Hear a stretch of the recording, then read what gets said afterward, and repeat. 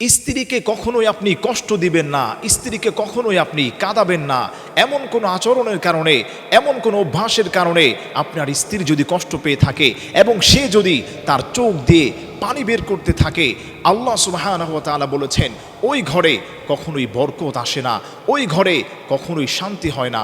তার কারণ হলো আল্লাহ রাব্বুল আলামিন বলে দিয়েছেন, কোনো মানুষ যখন কোনো মানুষকে কষ্ট দেয় এবং ওই মানুষটা এই কষ্ট পাওয়ার পরে সে যখন সেজদায় লুটিয়ে পড়ে এবং ওই অবস্থায় যদি আল্লাহর কাছে তার নামে অবজেকশন দাঁড় করায়, আল্লাহ তাআলা ওই বান্দার দোয়াগুলোকে ফিরিয়ে নেন না। আল্লাহ নিজ হাতে ওই কাজগুলো, ওই বিচারটাকে আল্লাহ উঠিয়ে নেন। আপনি এবার ভেবে নেন, আপনি যদি আপনার স্ত্রীর সঙ্গে খারাপ আচরণ করেন, আপনার সংসারে বরকত হবে না। আল্লাহ তাআলা নিজে আপনার সংসারে বরকত দূর করে দিবেন, স্ত্রীর মধ্যে মিল মহব্বত ভালোবাসা দূর করে দিবেন। তাই যত কিছু হোক, স্ত্রীকে কষ্ট দেয়া যাবে না, স্ত্রীকে কাঁদানো যাবে না।